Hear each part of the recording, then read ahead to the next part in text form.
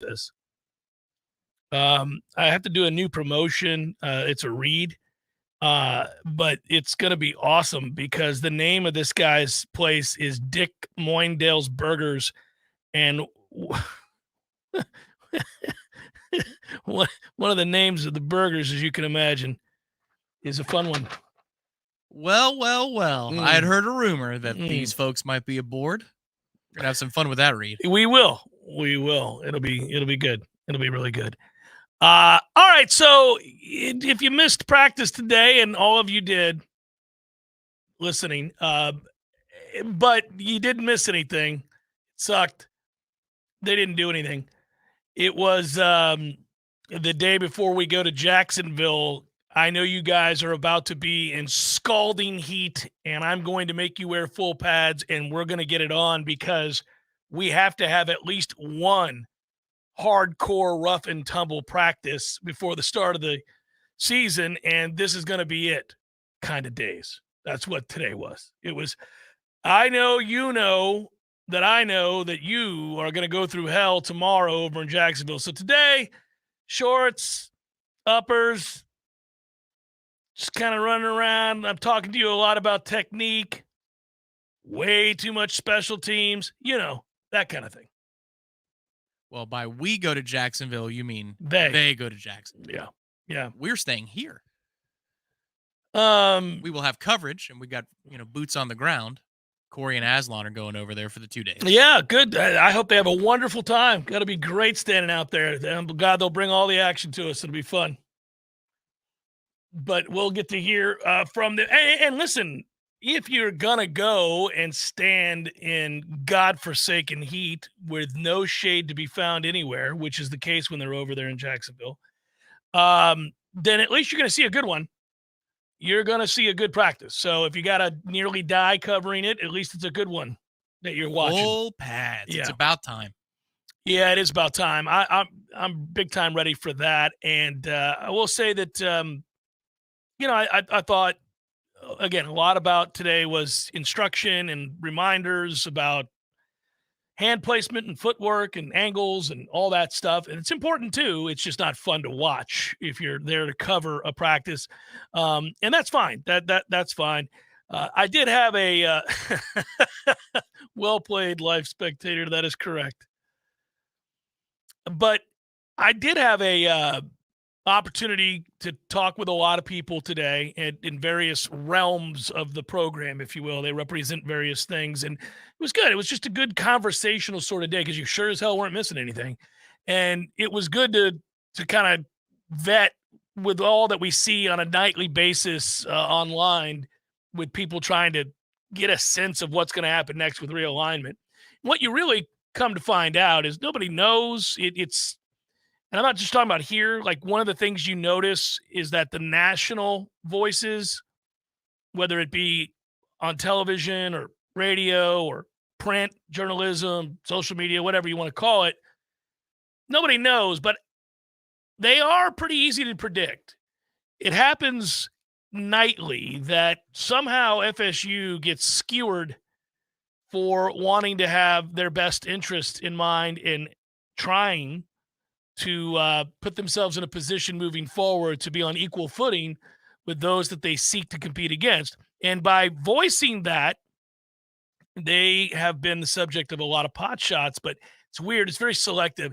It is almost like you can find out which quote unquote journalist graduated from where and or is from where or went to school where, right? You can almost figure it out without ever looking at the bio. You could just, like, for example, an asshat like Dennis Dodd, who says something dumb hourly, did again last night. But there's a personal twist to it. There's always a personal twist to it as opposed to just like reporting it. And that's fine. His comment, if you missed it, was Greg Sankey said it without saying it just now. Any SEC expansion candidate has to bring pro rata. That was clearly a message to FSU, which doesn't. Like, that's an asinine thing to say. It's dumb. He knows that's not true. whether you want the literal definition of that or mathematical, like in proportion, like we seriously think about saying that with a straight face. Florida State doesn't bring anything to the table. Doesn't help them at all. It's we can get into allocation of value and proportion if we like. That's a rather boring subject, but this on its face sounds personal, right? It seems like he couldn't wait. Screw you, FSU. Right. That's what that tweet reads. You're frozen out. That's what the tweet reads. That's hopeful. And that's a hopeful tweet. Nobody said that about Oklahoma or Texas right. or USC or UCLA. Nobody said it about Colorado. They never would. Lots of programs are having to figure out what's in their best interest, but many of those programs, at least in terms of big-time college football success, haven't moved the needle. They don't matter. Colorado doesn't matter. Arizona doesn't matter. In many respects, UCLA doesn't matter. Southern Cal does. But a lot of these teams are having to, and I don't blame them, that's their place at the table is less than that of Florida State when it comes to success on the field. That's calling them lesser universities or besmirching the people who went to those schools. We're just talking about football here. We're just talking about football. I think where we are headed, though, and where I find all of this interesting, Chip Kelly, I think, has got this right. Did you see what he said? Yes, it makes total sense. Yeah, he's right. I think this is where this is going. For those that missed it, Chip said Notre Dame is an independent in football, but they're in a conference for everything else. Why aren't we all independent for football? Take the 64 teams in Power 5 and make that one division. Take the 64 teams in the Group of 5, make that another division. We play for a championship. They play for a championship, and no one else gets affected. Our sport is different than everybody else's. We only play once a week. Travel's not a real big deal for football at all, but it is a big deal for other sports. Yes. There it is. It's too late for that, though. But he's right. I've thought that for a long time. What are we doing? He's absolutely right. And Greg Sankey's comments yesterday were carefully constructed, as one might imagine, because this is a very careful fellow. Yeah. He said they're not interested in expanding into 4 time zones, and they don't need to become nationally relevant. Fair. You're not interested in Cal or Stanford. Correct. I imagine that is probably a smart move for the SEC to not go grab Cal and Stanford. And a comical one to consider for the ACC, which somehow that got brought up. How great was that? I didn't realize we were in the Pacific time zone. That was my favorite. I was really, that's what we're going to do? No, we're not going to do that. And by we, I mean, I don't think the powers of the ACC are actually attempting to bring, why? How? What? Doesn't do anything for you. Well, I mean, look, Jim Phillips did say in Charlotte that he'd put the academic profile of the ACC up against any conference in America. And this only solidifies that statement. You go grab Stanford and Cal, it's a banner day. Mm. It's a banner day. It is funny to think about, like, the idea of the ACC, the Atlantic Coast Conference, adding, and their westernmost member is Louisville. We're going to add Stanford and Cal. Sure. Crazy times, man. But if we're moving inexorably towards just two, like very different but giant divisions of football, I don't know if it matters. I also, look, I understand the Pac-12 in its early form, it dates back 100 plus years ago. I get that. And that there are certain rivalries out west and certain rivalries in the Big South, the Big 8, the Big 12, whatever, that are going bye-bye for now. Sucks. And it does suck. And we've seen that a little bit over the years when Notre Dame switched affiliations with the Big 10 and the ACC to fill out their schedule, and Michigan got put on hold for a while, and that didn't feel quite right. And there's going to be more of that to come. But I don't go so far as waxing poetic like many do, either in print or in podcast or in radio form, where they're decrying these institutions as though they're all going to go broke. You know how expensive it is for tuition these days? These institutions are not going broke. Oregon State's going to be okay. I think their doors are going to remain open, even with this latest movement. I don't understand where we go to that point, where people are weeping for these for-profit institutions in an era in which tuition's been as expensive as it is. Okay, you lose $30 to $40 million in athletic revenue. That sucks. Yeah, it's going to hurt them football-wise, yeah. Like, why are we crying for the university? That doesn't make a lick of sense to me. No, I think if you want to bemoan and denounce the chase for the almighty dollar and college football going the way of the dodo and turning into pro football, yeah, I'm with you there. I hate it. I hate what's happened. I don't like the way this has gone about. I thought there was a path where we could keep some of the traditions, the collegial aspect of the game, which separates it from professional football. To some degree, you could keep that intact. I like the regions. I like the different conferences. I like the various traditions. I like the rivalries. I don't sit around dreaming about it year round, but I like the Apple Cup. I like the idea of Washington State. I like these games when they come up. They're enjoyable games to watch. I'm not going to lose sleep over that, but I don't like when a lot of those traditions are, thrown to the curb in search of the dollar. But I also don't like the NCAA, which has spent a lot of time being hypocritical and being very selective, picking and choosing the kinds of things that they want to enforce and to whom and what. It's never been an organization that governed the sport in a way that we could embrace. It's certainly earned its fair share of criticisms and pot shots. We have said for a while that it was moving in this direction because the courts began to show that. The first antitrust case, you could read into it.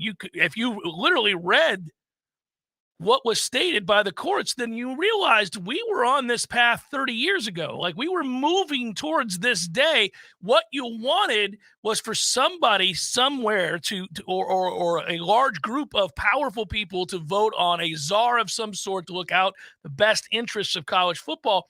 And if one of the ways you wanted to do that was get to a place where the programs that want to play big boy football are on even footing, and because they produce the most amount of eyes on sets and revenue, then we could all get paid the same and everybody can compete at the highest levels. And that might only be a group of, say, 48 or 34 or whatever that group would be.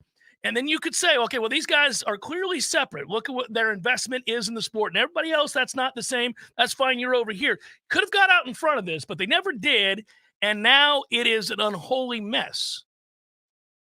And then nobody should be ridiculed for trying to put themselves in the best position possible financially for when this all shakes out. Notice one thing.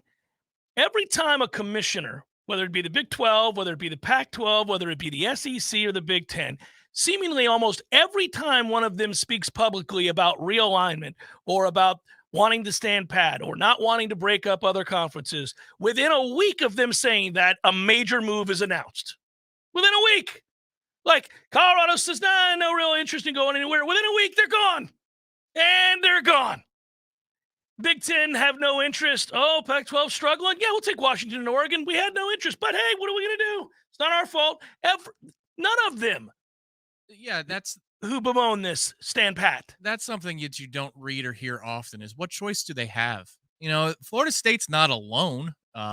There are far fewer programs like Florida State now because all the rest of them have banded together in giant conferences. But Florida State wasn't alone 2-3 years ago. USC generated how much? What percentage of the Pac-12 television contract was thanks to USC or thanks to Oregon, maybe number 2 on that list? In the Big 12, how much of the money was thanks to Oklahoma and Texas? Do you think it was for Texas Tech? I don't. You think it was for TCU? No, it wasn't. Right. It was because of those two programs. So other programs have been in the position of Florida State, but as these chess pieces are moving, the board's getting smaller and the pieces fewer, what choice does Florida State have? That's a fair column. You could say, I hate it. I hate everything about it. I don't like the way they're going about it. I'd prefer the cloak and dagger method to the screaming from the mountaintops. But that's a personal aside. What choice does Florida State have in this moment? If they want to continue to be a top 10 football program 5 years from now, 10 years from now, if they want to be a top 10 Capital One Cup athletic department 10 years from now, what choice do they have? It's not that hard a column to write. No, it's also not hard to see how it is that we got to this place. It's been well documented. I mean, the people have been crying from the mountaintop for some time that this is not going the way you guys wanted to. I'm telling you, this is not going to end well for you. These were the calls to the NCAA. we're gonna have to get out in front of this and do something. Players are suing and winning. This is not going to end up okay for you. And they couldn't do it. So now it is in pursuit of the almighty dollar. And nobody likes the look of that ever. But it is a reality. It's a business.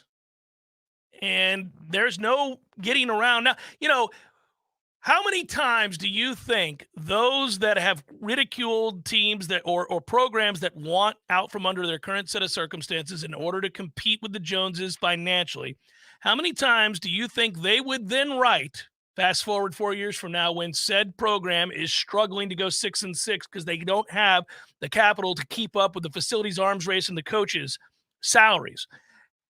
How many times would they write the column after a particularly ugly loss to some middling program historically? Would they say, well, it's hard to get mad at Florida State. They did the right thing and stayed in the ACC and championed the cause for all those who wanted to keep things pure in college football and conferences and regionality. They may have lost today to Temple, and it's an ugly loss, 34-7, but they really can't sustain any level of greatness because they don't make but a third of what the big boy teams and the big boy conferences make. But hey, admire them for losing today and the many losses they're going to incur moving forward because they chose to hold fast to the old way of doing things in college football because they admire the traditions of yesteryear. Yeah, sure.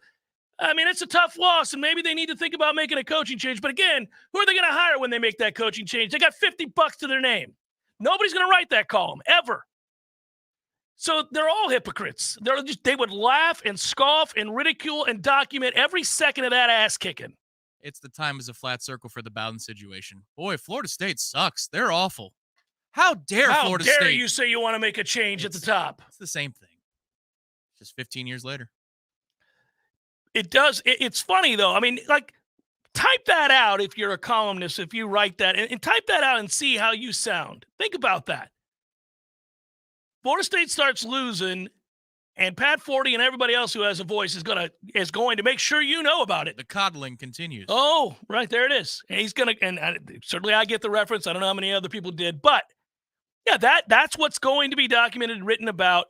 There'll never be the article that says, well, in truth, they did vote to stay strong with the ACC. They thought it was what was best for college football and the traditions of the sport.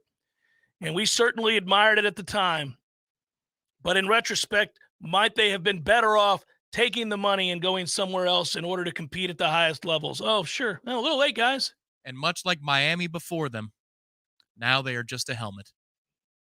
Yeah, that article won't be written. It never would. And we don't want to be in a position to have it written. And much like Miami before them, may it never be written. Ever.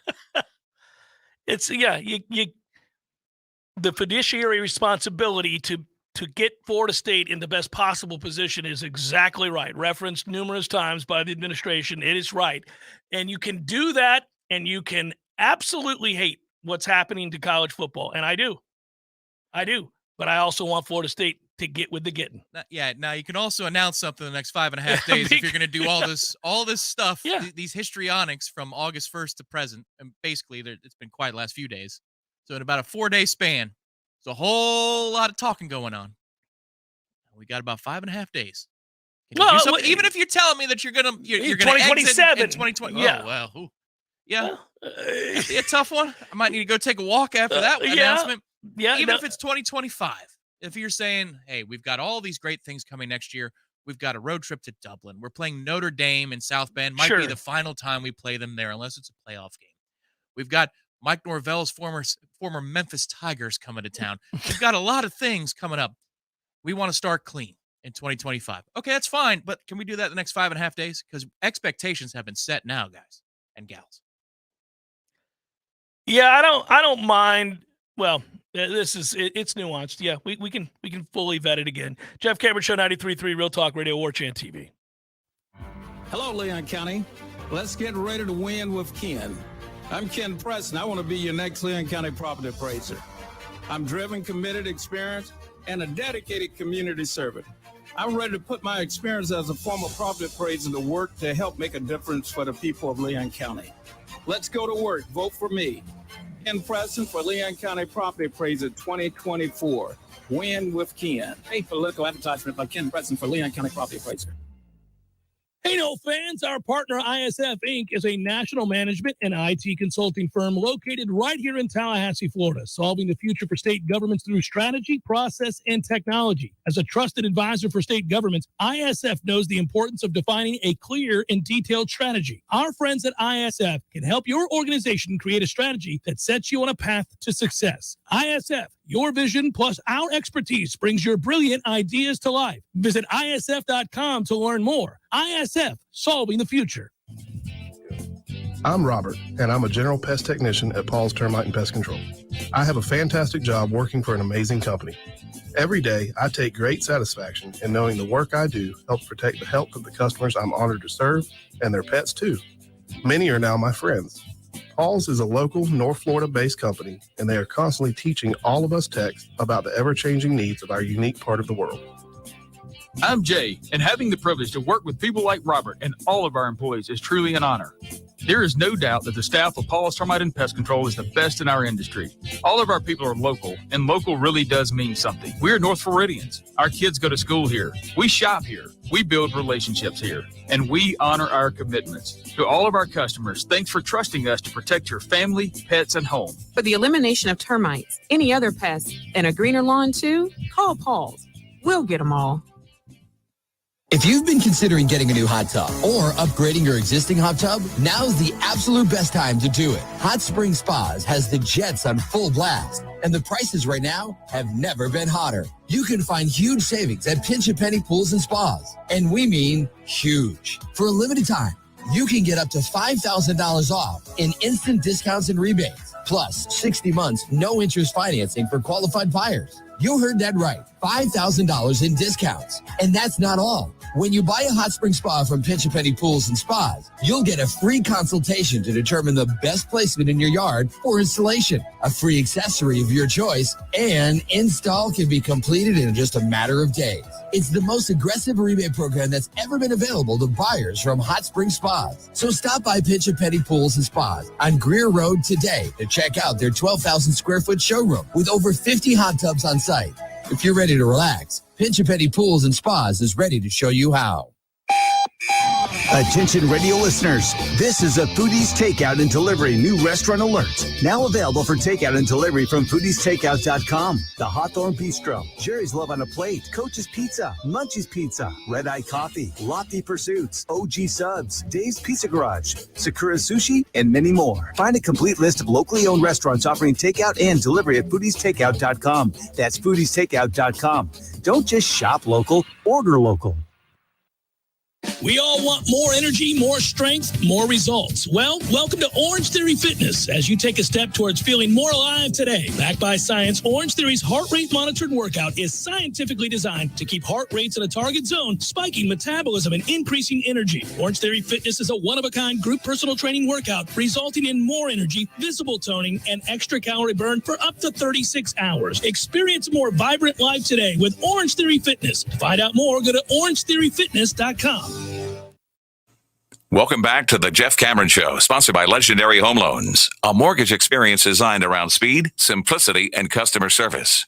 Before you buy your next home, contact our friend Shannon Young with Legendary Home Loans. Visit FSUHomeLoans.com. FSUHomeLoans.com.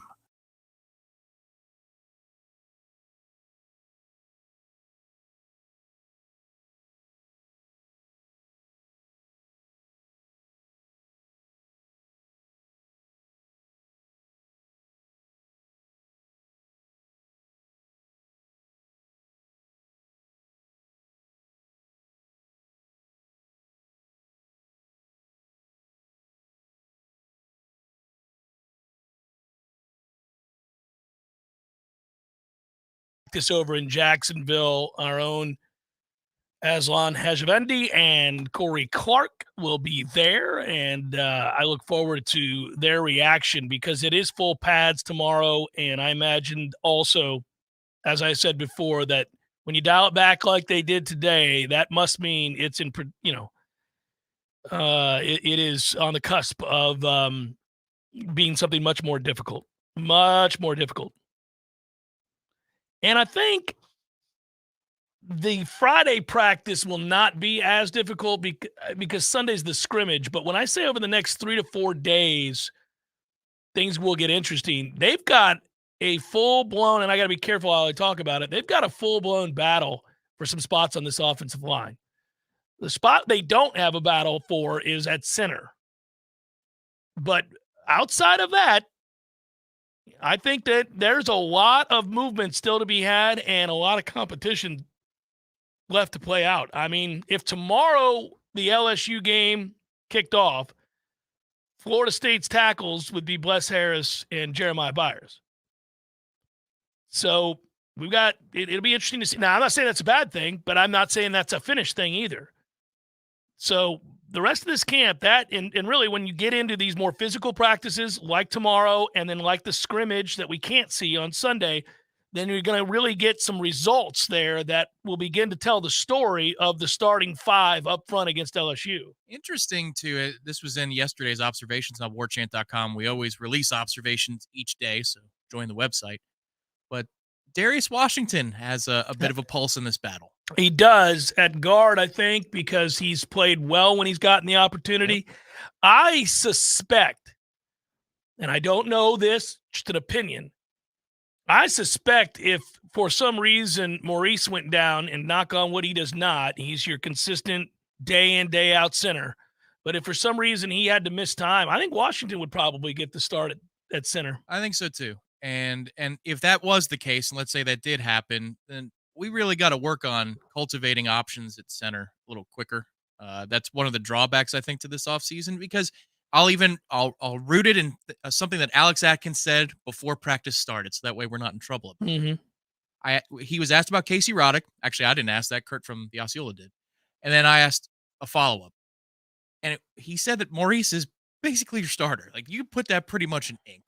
I bring somebody in to challenge him every year. He says, bring it on, and he wins. That's essentially the gist of what's going on, which to me means that Roddick is now in the driver's seat for one of the two guard spots. He's in the driver's seat for it. But the competition is Emmanuel, of course, Darius Washington for certain, and then a shuffling between some of the tackles. I think your next best available option would be either a Byers or a Bless, which I don't know that you put Bless at guard. But I think it's if you had a collection of Robert Scott, Bless Harris, and Jeremiah Byers, one of those guys can be a good interior offensive lineman for you if you're looking for a stronger five. I love the options. I do love that Florida State has guys that can play guard, tackle, you move them around, and you feel really good about it. I love the competition. You're seeing that competition in the secondary. You're seeing that competition at several spots. This is continuing to be a really good camp, and one that we first guessed, as everybody would, when you see the raising of the floor talent-wise. We thought it would be a really steep competition. We thought it'd be a really big and kind of elongated stretch of practices where we're watching to find out, hey, what's going to happen here? This guy today, I mean, they move guys around all the time on that offensive line. They cross-train the hell out of those guys. So it's sometimes hard to get a handle. It was a message being sent here. No, just it was next man up. It's hard. Yeah, I will always root it in last year's discussion, too, that Jazz was going to play guard, and we didn't see evidence that Jazz Turntime was going to play guard in the preseason. There was little to no evidence that was going to be the case. Maybe a couple of days he cross-trained there, but I don't recall a full day where he said, oh, they're considering Jazz at guard. And then when Bless goes down, it all gets the whole concept gets shot to hell. So Jazz moves to right tackle, and that's where he played for the season. But that it's in them to go through a lot of practice days and have an offensive lineman line up one place, and then on game day, boom, he's in a different spot. That's always in the back of my mind with the way that they might shuffle the scrimmages and the way that they might line up in game one against LSU, or who some of your rotational guys might be. I think that the guy that perhaps, and I try to get it out there as often as possible, I do believe that Braden Fisk has been kind of, for me, on the defensive side, not the surprise of camp, but the affirmation that he's going to be an explosive force and that he can be moved along the defensive line and that he plays with both power and speed, and he's tenacious, and he's a guy who every practice impresses, every practice. Some guys, one thing's for sure, when you read on a message board or you talk to people, depends on the day, a kid will have a good Tuesday or a good Monday and maybe not a great Wednesday. And of course, that's football. You don't always feel your best. And people, because we're starved for information, will read a lot into those kinds of good days and bad days for certain kids. I don't try to do that. I know that, man, there are days it's 98 degrees and humid and you're just not feeling it. You didn't have a good night's rest last night. Whatever, man, they're college kids. They go out on dates, stay out too late. Things happen, whatever. You have a bad Monday. Doesn't mean you're about to, have a bad week or that you're not able to sustain excellence. Just you had a bad day. But it is rare to also look out there and find a guy who never has a bad day. And Braden Fisk never has a bad day. At least he hasn't yet. Now, he will. I mean, it's football. He's going to have a bad day at some point. He will. He hasn't yet. There's just so much you can do with him. I mean, yeah, you're right about where you line him up, but it's just the versatility of his skill set. You could say that he's always at defensive tackle, and that's the position he's going to play all season long. You can do about 4 or 5 different things with him within that position because he's got the tools to do it. He's massive. He's quick. He doesn't mind taking on 2 guys to free up a teammate. Like all the things that Adam Fuller does with twists and alignments. I mean, this guy fits it to a T, and I just wish, and I'll stop lamenting it because, in practice, I call it the fictional front. Now that Darrell Jackson's waiver has been denied, I just would have loved to have seen those 2 guys on the field at the same time where Fisk could have been an edge setter, Darrell Jackson's up the middle, and you can rotate whoever else you want of the other 2. But those would have been 2 very potent weapons that you could put on the field for your defensive front together. For what it's worth, just to lend some clarification, I've seen a lot of comments about this, and I'm not sure that everybody's got a handle on this. And I'm not saying that condescendingly either. I get it. When your day job is, something other than sports and you're not able to cover it on a regular basis, you might not know it. But it certainly has been consistent that the NCAA has denied a lot of people's waivers currently. And it seems to me that this is the one area where maybe they are able to show some strength. The North Carolina kids got turned down. There have been others that have been turned down. At one time, it seemed like all waiver requests were almost just passed through at 100% clip. And then we sit here today and they're almost all denied at 100% clip. They are, again, kind of showing teeth finally in an area where maybe this is the lone place they can. I don't know. It's not just us. And then secondarily, I've heard a lot of people say, well, Florida State should sue. But the university can't represent the kid in court on this, and I don't know that they could push back here. Now, the kid could sue, but you got to get attorneys and whatever else. That may not be an easy thing to do, but it doesn't sound like they're going to. And that, too, says something. So, read into that what you will. I think they were hopeful. The NCAA has turned the tide on these things. They're not just allowing people to go wherever they want, when they want, certainly not twice. And I think we've just gotten to a place where you just have to hope that he's going to be able to come here. And he was at practice today. He worked hard today. I saw him out there getting after it. He is still allowed to practice. Now, does that get harder every day that goes by when you're not playing in games? Yes. Yes, it does. So we'll see if he's able to do that. I will say, be a good challenge for the offense when they go against the scout team defense. Jeez. You'd like to think you have a break and you get Darrell Jackson, who's arguably your very best defensive lineman, especially when motivated. But if you want to try to put a spin on it in the positive just to do it, you can actually. There's an avenue by which to do it. Florida State was going to be in a little bit of trouble next season, not this one, but next season on the defensive line. And if Darrell is able to hang on and stay in school and put in the work and wait for his eligibility, not this season, but next, well, you come back in 2024 on your way to Ireland with Farmer and Darrell Jackson in the middle, you're going to be all right. Yeah, the way I read this situation from, the outside, because I don't know the inner workings of the process, the denial, what was presented. I don't know any of those things. But he announced he was transferring before the rule changed, which is annoying because the NCAA said they're going to crack down on this after he made his decision. Seems unfair. But then the farmer, am I in the portal or am I not in the portal situation? Didn't help. It didn't help. I think it nullifies that advantage that you'd have. It's just that's the way it seems to me. And so you have not really anything to stand on. You can PR it all you want about returning home for mom, but if you're saying that Josh Farmer leaving or entering the portal is enough for you to have second thoughts and you put that out for the world to see on social media, then they've got to question the authenticity of your reason to come to Tallahassee in the first place. Yeah, I don't know if it did or didn't. It certainly couldn't have helped. I've said that at the time that I thought it was an asinine thing to do. But secondly, I would say that if the NCAA is swayed as to approve or not approve this based on the whims of a kid or a very, very young man, immature young man, then that's pretty weak as well. I think there has to be something bigger than that. I think they're pretty much across the board turning down these waivers. I think they're just trying to get a handle on these things. Correct. Yes, I think there's an overcorrection going on. It's all part of it. These are all things that add together. I just would like to know what the ruling would be if that situation had never happened in the spring.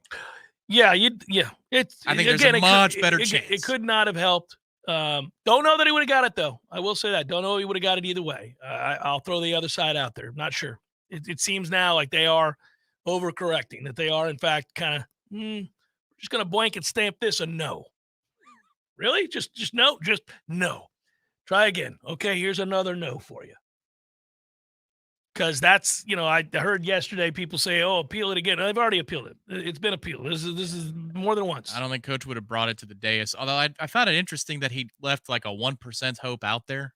Yeah, that was kind of strange. That's just hoping for hope. That's sake. I mean, that's what that is. He wasn't scheduled to speak yesterday. So when he came to the dais, Ira looked at me and we kind of knew. We were like, well, this could go. Here it comes, yeah. So I'm working the Twitter and I'm already pre-writing. I'm saying, oh. And then you hear his tone as he's talking about the day of practice, and you know that there's something on his mind heavier than the consistency that he saw between periods 12 and 20. You gotta, I think coaches, it's so strange to watch this play out. I know we got to go to break, but one of the things that I've thought for years, I thought this when Jimbo was here, I've thought this when Willie was here, and I'm not talking about coaching acumen or whatever else. Coaches all struggle with certain announcements or things that are viewed negatively or they have a negative impact on the team, but they are just kind of, for lack of a better term, what they are. You don't have to be, I would almost lead with it. Hey guys, before we get started today, unfortunately, bad news, really hated for the young man, disappointed by the decision. The NCAA has ruled against giving Daryl Jackson his waiver. I know you guys have probably been wondering about that. I know it's come up a lot. So I wanted to address that from the outset. I won't be answering any more questions about it. There's really nothing more to say. They've denied his waiver. Okay, about today's practice. This is a very simple, straightforward thing, but they never do that, do they? They're always I think twisting, writhing in pain. But yes, they do. It's ridiculous. And yes, he was in agony for a little while there. Yeah, don't do that. I think from the PR perspective, the thought is I'd rather talk about the big picture things because those will get completely lost in the shuffle the moment I tell you about the waiver because you're all going to go to your phones and write about it immediately. You're going to post it on your boards. You're going to post it on social media. You're not going to pay attention to a damn thing I say after it. Well, that's on you then. I mean, I don't know. I mean, go ahead. I don't know. This is what I'd do. I would because even though, let's just say so Gainesville Noel writes feelings involved, Jeff. Maybe. But this is part of it. This is kind of the stuff that you deal with, right? And there are way worse things that you go through. It's just somehow the give and the take between a coach and the press is always sort of when it involves a player, not being able to play or perhaps a coach that's, I don't know, rumored to be on the cusp of getting fired or whatever. They twist themselves in the wind. It's like, oh, I'm being tortured. Just get out there and Just get out there and say something. Sports Information Director Jeff Cameron says, buck up, soldier. Yes.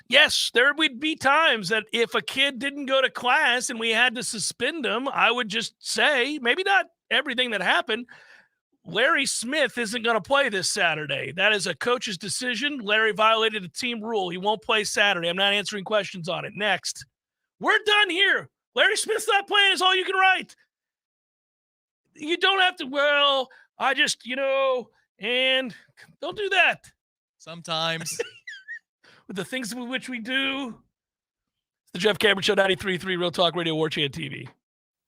Your local news now. Drivers are being reminded that they need to stop for school buses as kids across Florida go back to school over the next couple of weeks. And starting this school year, those who break the law could be mailed a hefty ticket under new state laws. Schools across Florida are installing cameras to catch videos and pictures of license plates of those cars that pass the buses illegally. They're installing these cameras on buses, and then they'll turn the video over to the police to issue a ticket. Under the law, the registered owner is assuming to be driving. The tickets issued by the cameras will cost drivers $225. However, if a police officer stops someone for illegally passing a stopped school bus, the ticket still costs $265 and adds 4 points to their license. The money will be split between the school and the state to improve transportation safety. The new law also allows speed cameras to be installed in school zones, and the first day of school in Leon County is tomorrow. This is Rachel Lene with your Real Talk 93.3 local news update brought to you by Macklemore Systems, Tallahassee's go-to Mac store. Check them out online at MacklemoreSystems.com. This is meteorologist Paul Trombley with your Real Talk 93.3 weather update. An excessive heat warning continues until 8 p.m. tonight. A heat advisory begins at 2 p.m. tomorrow afternoon and continues until 8 p.m. tomorrow night. Chance for scattered thunderstorms this afternoon. Otherwise, more clouds and sun. Daytime highs approaching 96. Winds out of the southwest, 8 to 15 miles per hour. This report is brought to you by the Lawn Johns. For all your landscaping and lawn care needs, visit thelawnjohns.com. Right now, 93. Someone who thought texting was a better idea than stopping for a traffic light slams into your rear bumper. Now your back is injured and you've got to be at work and rehab all without a car. I'm Dana Brooks of Basic Brooks Law Offices, and we hear stories like this every day. You shouldn't pay for someone else's mistake. Call us at 850-777-7777 and we'll make sure you come back stronger. My man Eddie. Jeff, what's happening, dude? Bears eating people all over the place. I read another article today. It's the third one in the last month of somebody getting mauled to death by a bear. Man, bears have their own space. You got to let them have that. You do. You got to stay clear of bears, is what you're saying? Yes. I got a question for you. Here you go. If you had to be mauled to death, eaten alive by any animal in the world, which would you choose to eat you alive? Ooh, I think maybe I'd want, longevity time, a mouse. Just a slow burn. Slow burn. This thing just finished the pinky. It's been a month. I could go to work. I could still do my thing. I could probably live 30 years. I thought you were going to say great white because it'd be quick, or a grizzly. We went with mouse. Yeah, mouse. Okay. Mouse it is. Gordo's bringing the flavor and flair of Cuban food to Tallahassee since 1996. The Jeff Cameron Show, brought to you by Orange Theory Fitness. 2 Tallahassee locations, Midtown on Thomasville Road and Northside in the Village Common Shopping Center. Online at orangetheoryfitness.com.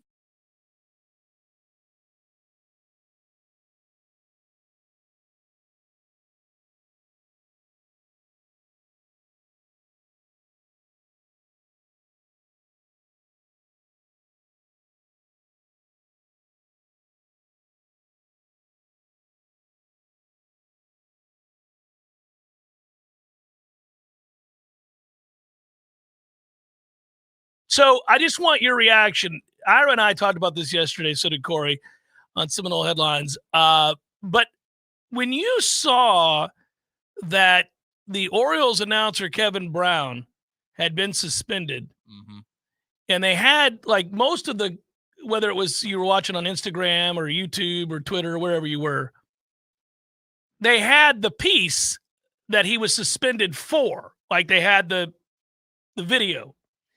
And so, did you do the thing I did where you clicked on it and you watched it and you're like, oh, I must have missed it. Let me do it again here. Yeah.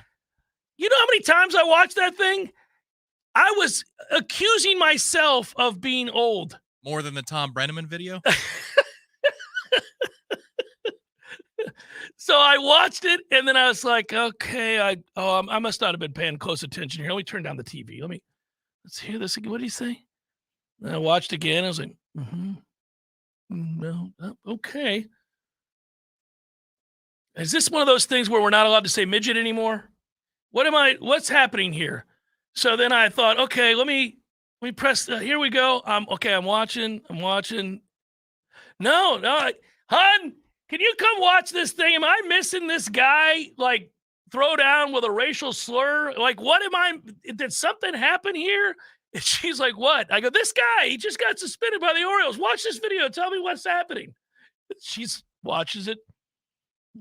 Bryce, get in here. Your dad's old. Is he saying words that are offensive? What's happening here? I watched it like 10 times.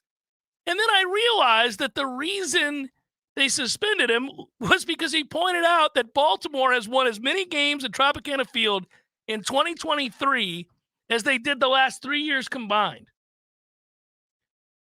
He got suspended for noting that this year's Baltimore team is good and that the ones previous that played at the Trop were clearly not.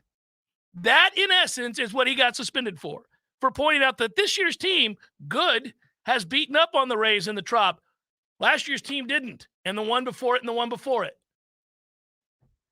And that, I learned later on, was a stat given to him pregame by the PR staff. He was reading from a pre-draft typed out, here's your stats that you're going to read. We're cutting to you in the booth with Larry, and you're going to say this, and then we're going to cut back down to the field with the players warming up, because this is just the opening, and we welcome everybody to Orioles baseball, where, hey, maybe they've been scared away. You're playing the Rays in the Trop.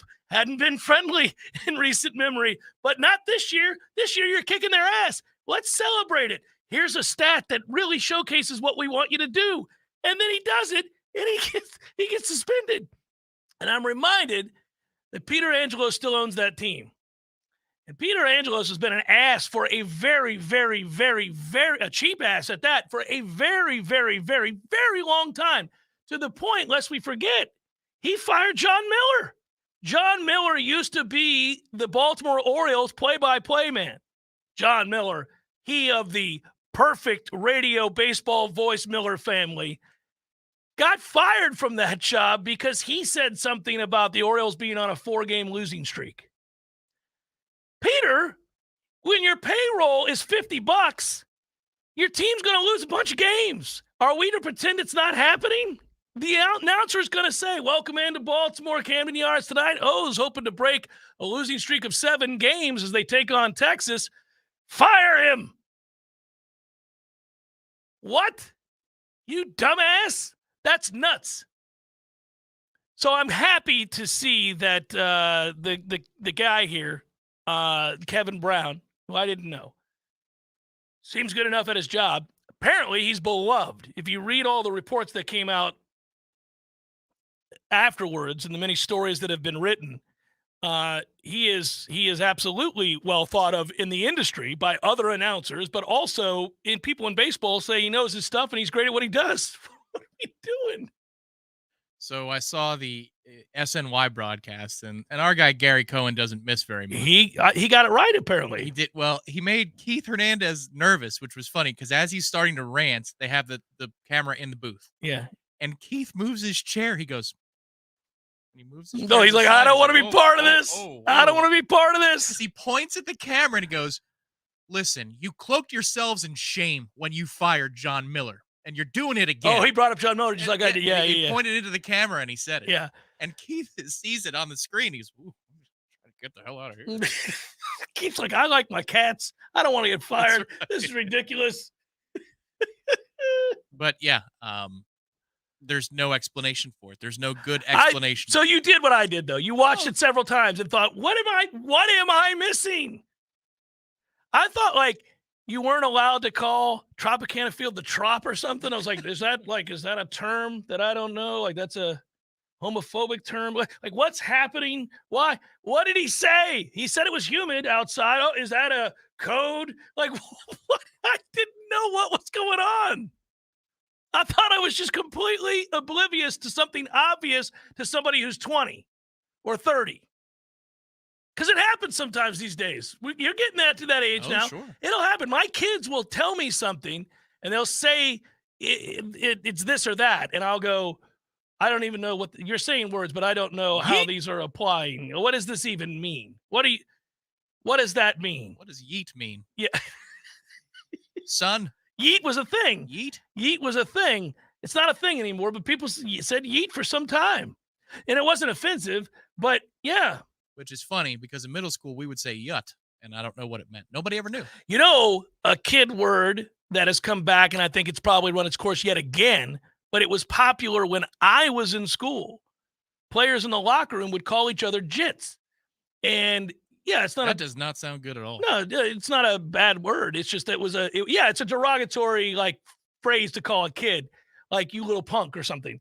And people would say that all the time. Like I mean, we'd say these things back and forth to each other, but the kids today do it now. Maybe we should do a segment. Is this offensive? And just say words. See what happens. Hour number 2 forthcoming. Let's be honest, we all have way too much stuff. Maybe your storage closet is full, your garage is full, or the guest bedroom is a mess. Call Southeast Portable Buildings, 580-6400, or visit them online at southeastportablebuildings.com. A bed of Zaxby's crinkle fries, hand-breaded chicken, hardwood smoked bacon, and buttermilk ranch. It's the perfect comfort food. Pillows sold separately. Chicken bacon ranch loaded fries. Woo, saucy! Discover seasonal sensations full of passion and flavor at Café de Martín and El Bar, a one-of-a-kind culinary and cocktail concept created by classically trained chef Martín Araujo. This summer, escape to your own Peruvian paradise in the capital city and experience handcrafted, colorful, refreshing cocktails like the Chilcano de Maracuyá, made with authentic pisco, mixed with lime juice, passion fruit, a splash of ginger ale, and bitters. Or enjoy a classic pisco sour made from grapes produced in the nutrient-rich lands of Peru. At Café de Martín and El Bar, everything is handmade from fresh ingredients con amor y pasión, with love and passion. From the moment you open the doors, you're immersed in the culture and transported to Tallahassee's only upscale Peruvian culinary experience, full of surprises with every dish and every drink. It's Café de Martín and El Bar on Capitol Circle Northeast in the Espositos Shopping Center. Open Monday through Saturday for lunch, happy hour, and dinner. Online at cafedemartin.com. There's no doubt that buying a home can feel overwhelming, especially if it's your first home. You're worried about location, school zones, square footage, inspections, insurance, loan approvals, interest rates, and of course, the price. Buying a home could be the most significant investment you've ever made. But there's good news. You have our friends at Legendary Home Loans, and they're on your side and in your corner. They're going to go to bat for you. Shannon Young from Legendary Home Loans can help first-time home buyers get up to $25,000 for your down payment. For first responders, veterans, teachers, military, and healthcare workers. And that's not all. Shannon is an expert navigator of the home loan terrain, and you can trust that he's going to get you the most competitive interest rates and guide you through the process every step of the way. Plus, Shannon will also get your closing costs reduced. It's the Hometown Heroes program at Legendary Home Loans. Give them a call today, 844-FSU-LOAN. That's 844-FSU-LOAN. Or go to FSUHomeLoans.com and ask for Shannon Young. NMLS number 2270-146. There's fun to be had every night at the Corner Pocket. Take-home prizes on Trivia Tuesdays and Beer Bingo Thursdays. And kickstart your weekend with Martini Fridays. Plus, happy hour runs every weekday and game day specials every time the Noles take the field. Watch all the best games at the Corner Pocket's Vegas wall, featuring 560 inches of flat-screen TV heaven. Oh, really? The best food, the best drinks, and the best place to watch all the games. Tallahassee loves the Corner Pocket. Coming up next, more of the Jeff Cameron Show. Live and local on Real Talk 93.3 WVFT, Greta, Tallahassee. The latest betting odds and live movements from Vegas. This is your action update. Now here are your latest lines from our guys in the desert. Braves over the Pirates 8-6 has a $1.60 road favorite yesterday. The win snapped a 3-game losing streak. Max Fried to the mound for the Braves today. minus 280 against Quinn Priester of the Pirates, plus 240. 9.5 under the total at PNC Park. Jalen Beeks on the hill for the Rays, $1.50 favorite against Dakota Hudson of the Cardinals. 9.5 flat at Tropicana Field. NFL preseason football this week. Falcons laying 2.5 at Miami Friday. Total 36 at Hard Rock Stadium. The Jaguars a 4-point road favorite at Dallas. Total 38 at AT&T Stadium in Arlington. Get your free VSiN subscription right now at VSIN.com. For more sports betting news and information, go to VSIN.com. Mike Son at Real Talk 93.3. Imagine it's the last ride, but your symptoms of irritable bowel syndrome with constipation, or IBS-C, are taking you for a ride. What should you do? Keep managing your constipation with belly pain the same old way? Or try getting ahead of your symptoms by talking to your doctor about treating it with Linzess, linaclotide. Linzess is a prescription medicine that treats IBS-C in adults. It's not a laxative. It's a once-daily pill that helps you get ahead of your symptoms. It's proven to help you have more frequent and complete bowel movements and helps relieve overall abdominal symptoms, belly pain, discomfort, and bloating. These symptoms were studied in combination, not individually. Do not give Linzess to children less than 2. It may harm them. Do not take Linzess if you have a bowel blockage. Get immediate help if you develop unusual or severe stomach pain, especially with bloody or black stools. The most common side effect is diarrhea, sometimes severe. If it's severe, stop taking Linzess and call your doctor right away. Other side effects include gas, stomach area pain, and swelling.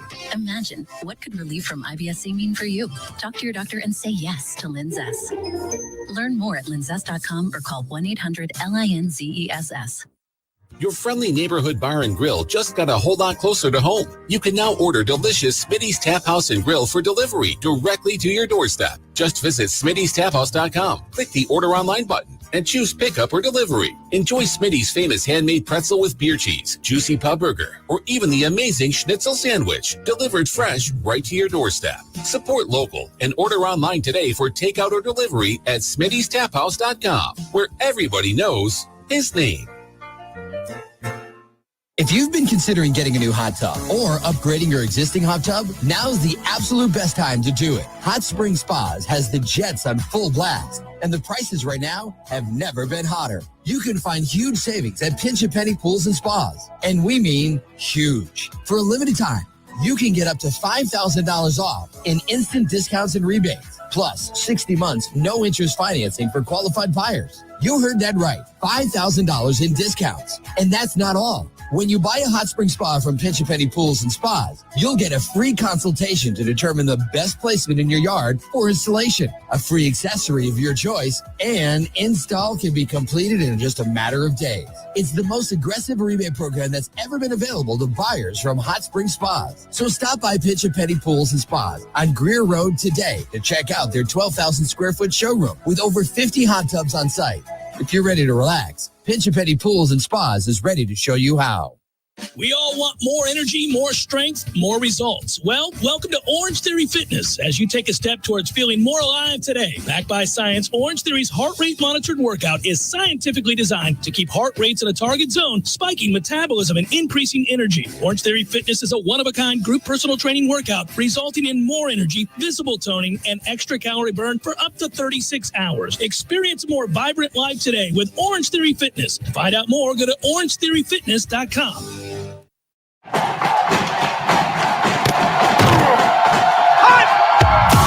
Broadcasting live from Florida's capital city, this is the Jeff Cameron Show, brought to you by Orange Theory Fitness on Real Talk 93.3. Now, stop what you're doing and listen closely. It's time for the Jeff Cameron Show in 5, 4, 3, 2, 1.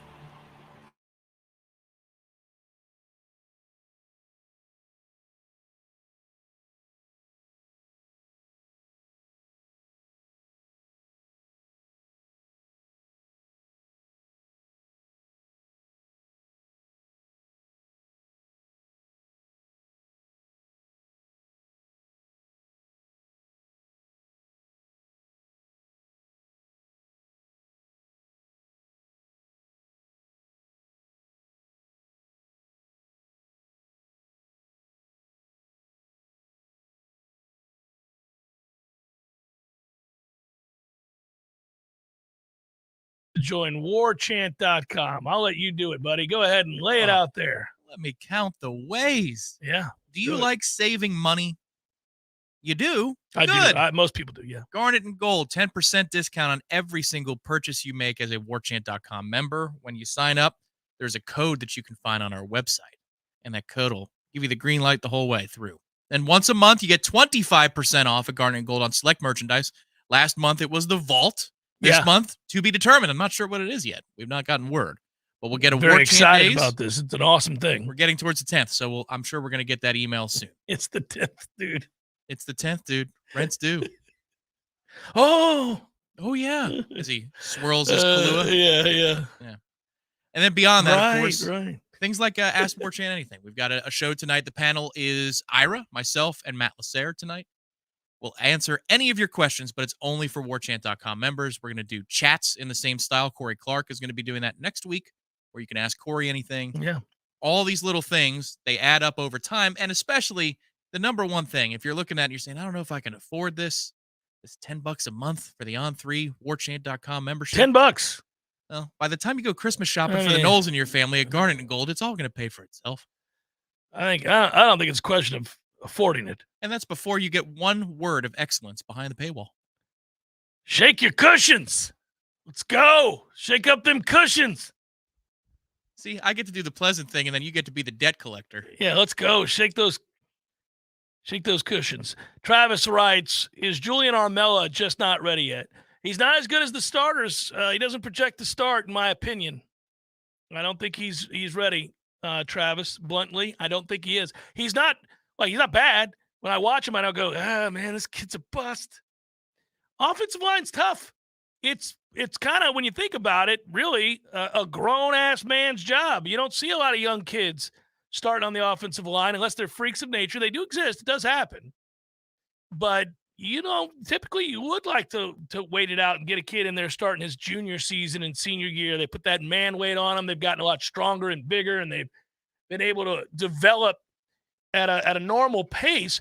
We were forced to thrust lots of guys out there to start during a bad stretch of football for us as freshmen and sophomore, and a lot of times they get beat to hell. And some of those guys would hold up. They would be average at best, but they would get the hell beat out of them. And the offseason would be them trying to get healthy, not bigger and stronger. Some of them would have off-season surgery, and the next thing you know, you're not in the weight room because you're recovering from surgery. And so you didn't get better. You didn't get bigger. You didn't get stronger in the offseason. You just healed. And that's what happens when you start kids too soon on the offensive and defensive line. And luckily, Florida State's at a place now where a real talent like Julian Armella is just not good enough yet to crack that starting group. Now, if he had to play, would it be a disaster? No. Will he get reps? Will he get opportunities? Yes. If everybody's healthy, do I think he's a starter? No, absolutely not. He's not so far out of touch that he couldn't be a starter by the mid part of the season or the end part of the season. I don't think. I think he has improved. The floor has been raised with the experience and also being another year into the system and the strength and conditioning that Florida State does. He looks a lot better than he did this time last year, physically speaking. His worst reps last year were ghastly. I'm glad we never had to put him on the field because that sometimes they came against Jared Verse, and it's tough to. I mean, when you're going to get embarrassed sometimes, and he would beat him from time to time too. I'm just saying, you just don't want that out there. You don't want that. You go to practice for a reason, to get better, to forge your skills, to learn what it means to go against a 22-year-old or a 23-year-old. Yeah, grown man. You're supposed to be allowed to fail, and fail he did at times in practice last year. He's doing so less this year. I think he's got an outside shot by the latter part of the season to see some real reps. But yeah, right now, Byers and Scott and Harris are most certainly all ahead of him. They're all ahead of him. And so is Maurice at center. So they get 4 of the 5. I mean, there it is. Yeah, I mean, no, I don't think that. No, I don't see it. I don't think he'll play. I think he'll get in games. Here's the best part about kicking people's asses. All these kids get a lot of chances to play. They get to take valuable reps, meaningful situations.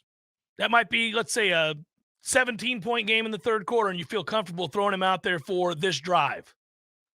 Let's get him in there these next 2 drives or whatever it might be.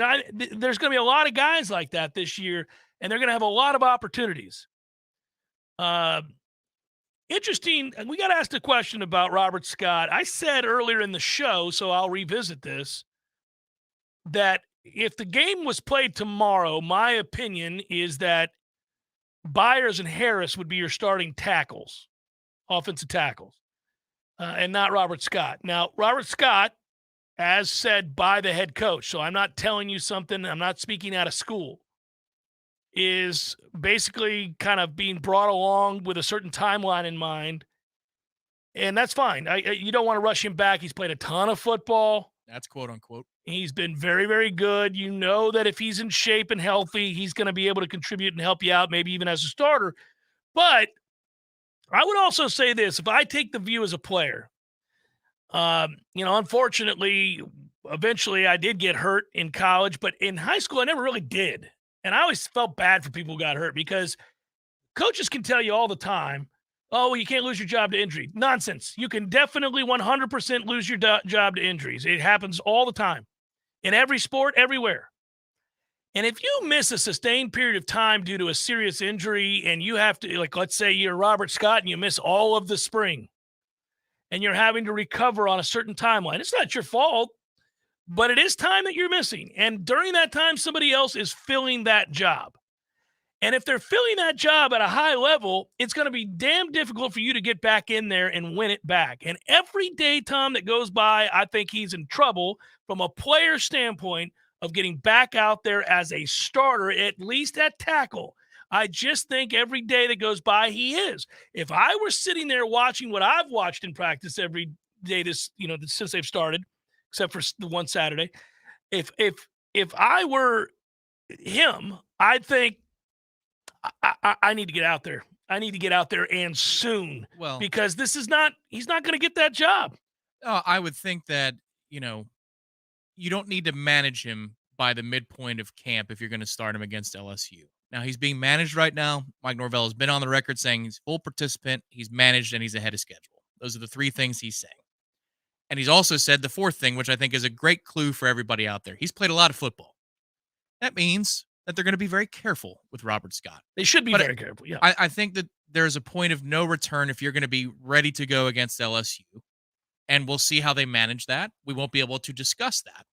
But the management idea, the bring him along idea, needs to go out the window in the next week, I'd say, if you're going to have him ready for LSU. But right now, he's under a management plan, and he's ahead of schedule. Those are the things.